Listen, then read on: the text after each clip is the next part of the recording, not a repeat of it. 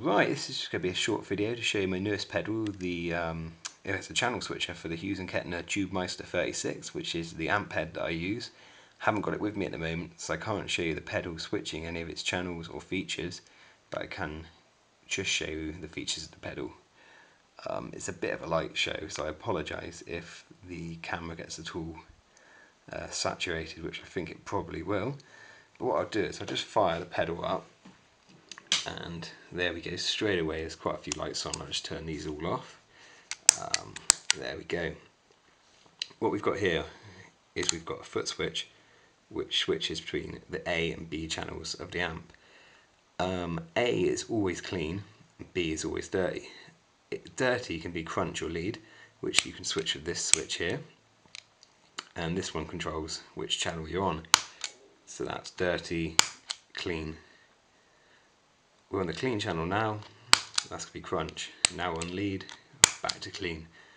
It's quite a cool setup because you can get away with only using one stereo cable, which is there, and it just seems to work quite well.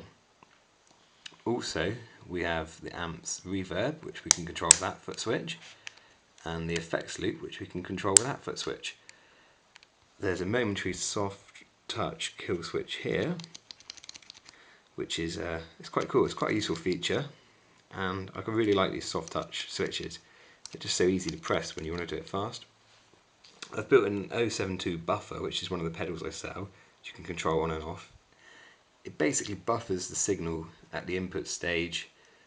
With it off, you can use this pedal completely passively, but you'd have no indication of whether the reverb's on, the effects loop's on. None of the LEDs would work. For most people, this isn't a problem because you can hear which channel you're on. I personally like it because it's just nice to know when you're in between songs that when you start playing you're going to be on either your clean or your dirty channel, etc. I'm going to turn the buffer back on just because it's more LEDs and it looks cooler. I've also built in two effects loops to this pedal. One on the right here is the A effects loop, which is only in operation when we're on the clean channel of the amp, which we're on at the moment. Basically, this brings in all the pedals which is in its loop. I've got a Boss CS3 compression sustainer. I love this when I'm on clean but not on dirt.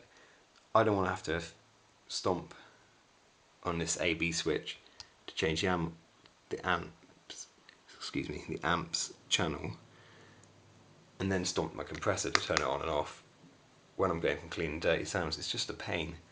So the way I've got around this is by having an effects loop here, which I'll turn on. The LED lights up, indicates it's on. This bypasses it, so you don't have to have any pedals in there if you don't want. I'll turn it back on though. So now when I stomp, the compressor sustainer will be off, and it's back in the loop again. It's really cool because we've also got a dirty loop here for when we're on my amp's dirty channel, and in that I've got a clean booster and a way huge green rhino overdrive.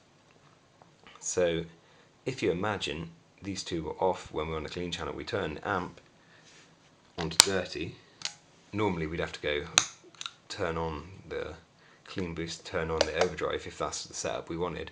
But with this loop here, when that's on, oops, that's the one there, when that one's on, which is the red LED, we are switching these pedals into the signal path when I stomp to the dirty channel which are there.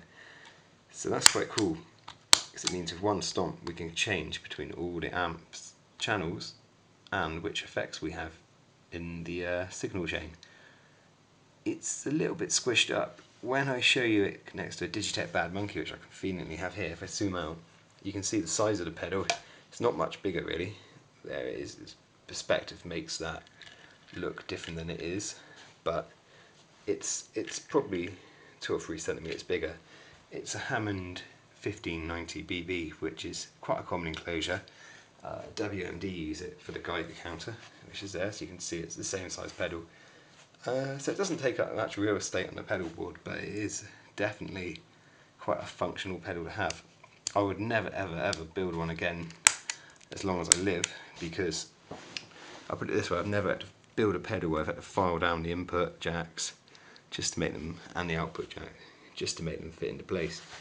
Also, it's definitely a pedal that I'd solder outside of the enclosure because there's so much going on in there. It was an absolute pain to build, so I probably would never bother doing it again.